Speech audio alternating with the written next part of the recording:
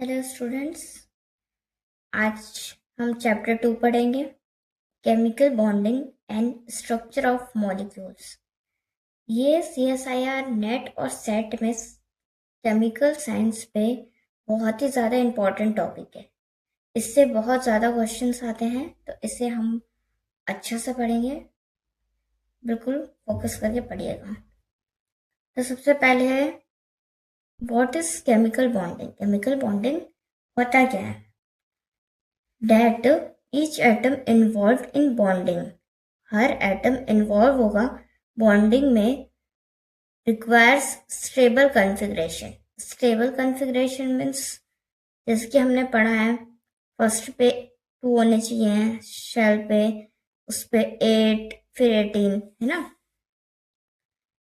तो जो इलेक्ट्रॉन की फीलिंग होती है शेल पे, वो ऑक्टेट कंप्लीट कर रहा है, तो वो क्या माना जाता है कि वो स्टेबल है। ठीक है। तो हर एटम जो बॉन्डिंग बनाना चाहेगा उसको रिक्वायर होता है स्टेबल कॉन्फ़िगरेशन के लिए, टू गेन स्टेबिलिटी, है ना। तो इसी चीज को हम बोलते हैं केमिकल बॉन्डिंग। तो केमिकल बॉन्डिंग में सबसे पहला बॉन्ड या जो टाइप है बॉन्डिंग का, हम वो पढ़ेंगे। तो सबसे फर्स्ट में क्या है? Ionic bond. ठीक है, फर्स्ट है आयोनिक बॉन्ड। किसी को कुछ समझ ना आए तो वो कमेंट सेक्शन पे पूछ सकते हैं। तो आयोनिक बॉन्ड, आयोनिक बॉन्ड क्या होता है? सबसे पहले डेफिनेशन लिखते हैं, फिर उसके बाद इसे डिस्कस करते हैं। आयोनिक बॉन्ड होता है, ionic bond are formed when complete transfer of electron from one to another, highly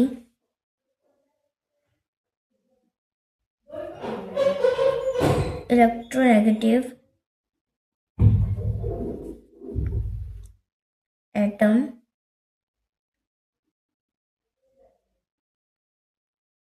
attracts the electron of other atom,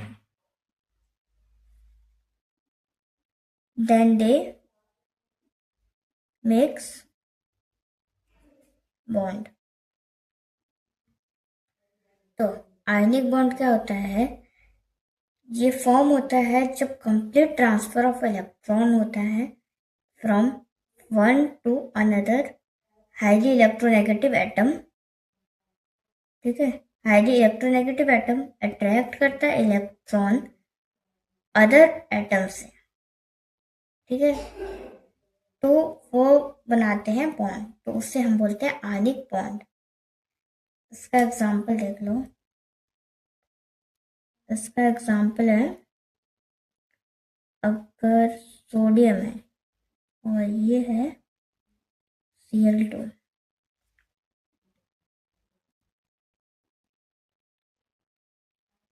ठीक है, ये इलेक्ट्रो पॉजिटिव है, ये इलेक्ट्रो नेगेटिव है, वो भी हाईली इलेक्ट्रोनेगेटिव है। तो ये क्या करेगा? Na से इलेक्ट्रॉन लेगा अपने ऑक्टेट को कंप्लीट करने के लिए। क्योंकि क्लोरीन का कैसे हुआ? 2, 8 और ये 7। ठीक है, 17 होता है क्लोरीन का एटॉमिक नंबर, 2, 8 और 7। इसे ऑक्टेट कंप्लीट करने के लिए एक इलेक्ट्रॉन चाहिए, तो ये कहाँ से लेगा? सोडियम से। फिर ये ऑक्टेट कंप्लीट हो गया तो ये क्या होगा? स्टेबल हो जाएगा और ये बनाएगा क्या प्रोडक्ट? Na+ और Cl-। अब इसके बाद हम देखते हैं कुछ जनरल कैरेक्टरिस्टिक्स आयोनिक कंपाउंड के या आयोनिक बॉन्ड के। ठीक है, general characteristics of ionic bond. ठीक है, कुछ जनरल बातें। अब जनरल बातें क्या हैं?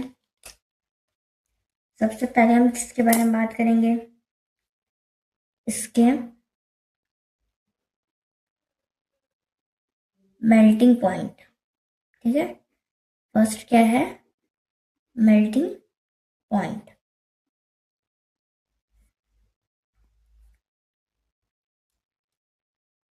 तो जब कंप्लीट इलेक्ट्रॉन ऑफ ट्रांसफर हो रहा है इलेक्ट्रोपॉजिटिव से हाईली इलेक्ट्रोनेगेटिव की तरफ, तो ऐसे पे क्या होता है? बहुत ज़्यादा स्ट्रॉन्ग उसकी या बहुत ज़्यादा हाई उसकी मेल्टिंग पॉइंट होती है या बॉइलिंग पॉइंट होती है। तो इस पे पहला पॉइंट हम लिखते हैं कि आयनिक कंपाउंड जो होते हैं, ionic compounds have high melting point. ठीक है, आयनिक कंपाउंड के हाई मेल्टिंग पॉइंट होते हैं। अब सेकेंड हम इस पे देखते हैं second point.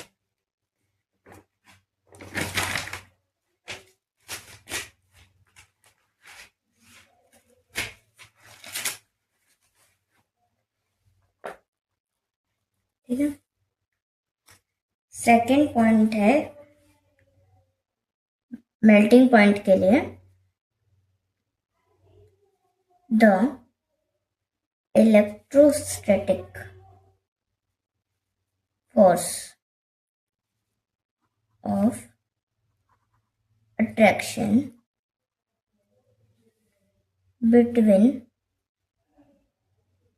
Cation and अनायन is strong.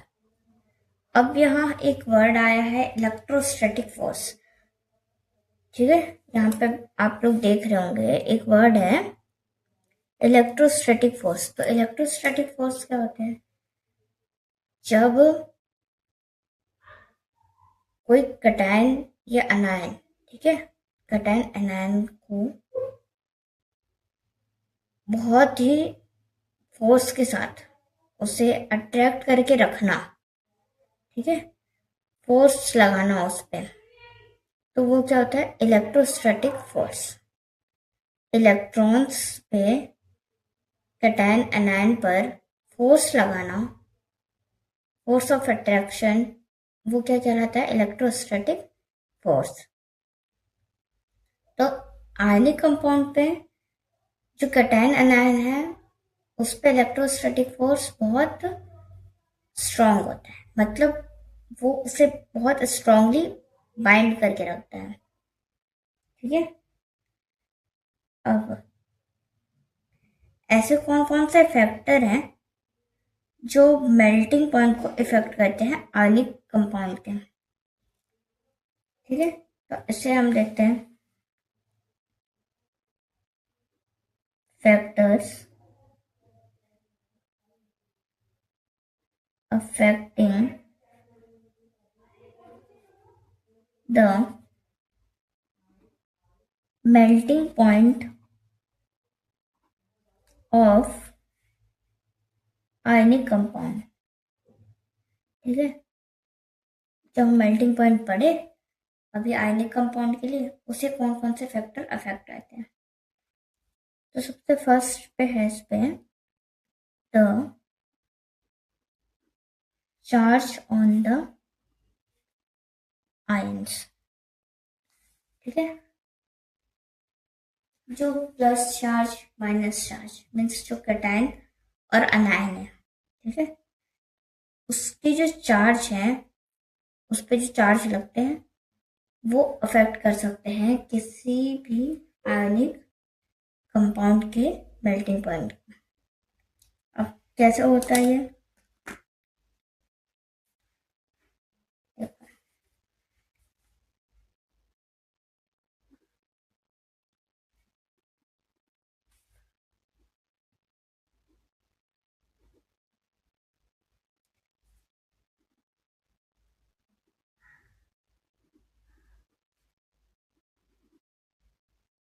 मैंने क्या लिखा first? Greater the charge of ion, cation या अनायन पे जितने ज्यादा चार्ज होंगे वो क्या होंगे? डायरेक्टली प्रोपोर्शनल होंगे ग्रेटर अट्रैक्शन। जितना ज़्यादा चार्ज होगा उतना ज़्यादा उस पे इलेक्ट्रोस्टैटिक फोर्स ऑफ अट्रैक्शन लगेगा, ठीक है, और उतना ही ज़्यादा वो आयनिक बॉन्ड फॉर्म करेंगे, ठीक है। अब इससे हम एग्जाम्पल देखते हैं रिएक्शन के तौर पे, रिएक्शन पे नहीं सॉरी, इसके एग्जाम्पल्स देखते हैं। एग्जाम्पल है NaCl और एक है MgO। तो यहाँ पे लिख देते हैं हम कैटायन, यहाँ लिख देते हैं अनायन, ठीक है। अब इस पे कितना होता है?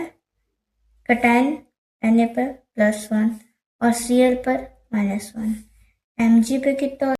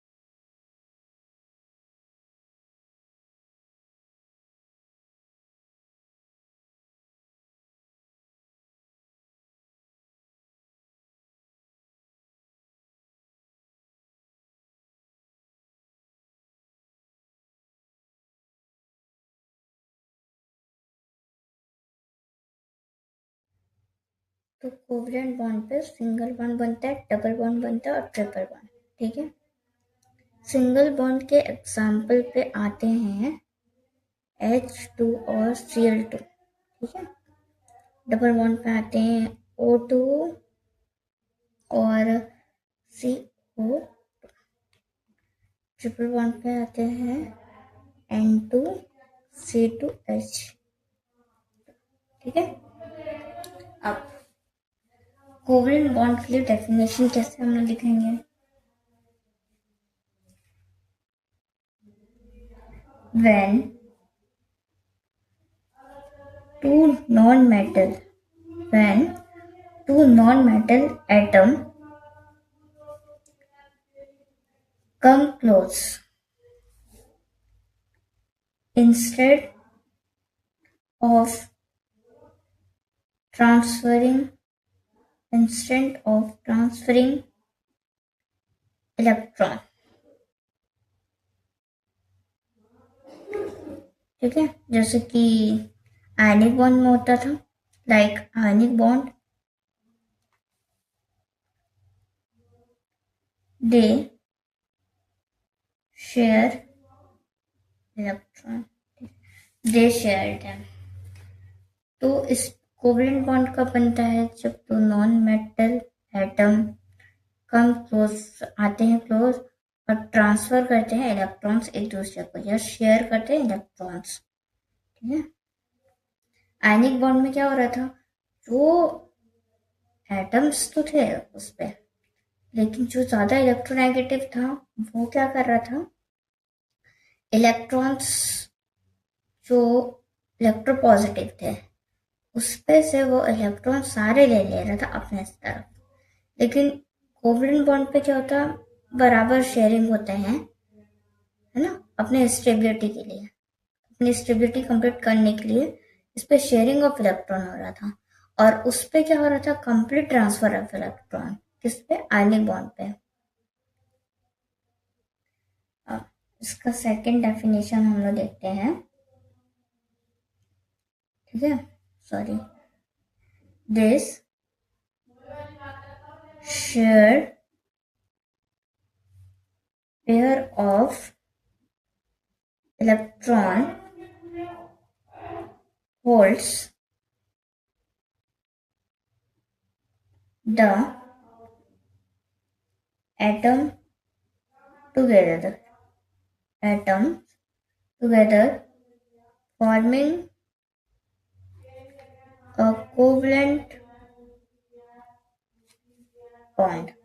ठीक है, इस पे शेयर होगा इलेक्ट्रॉन का, एक दूसरे पे शेयरिंग ऑफ इलेक्ट्रॉन होगी और फॉर्म करेंगे कोवलेंट बॉन्ड। ठीक है, इसका हम एग्जांपल देखते हैं। इसका एग्जांपल क्या होगा?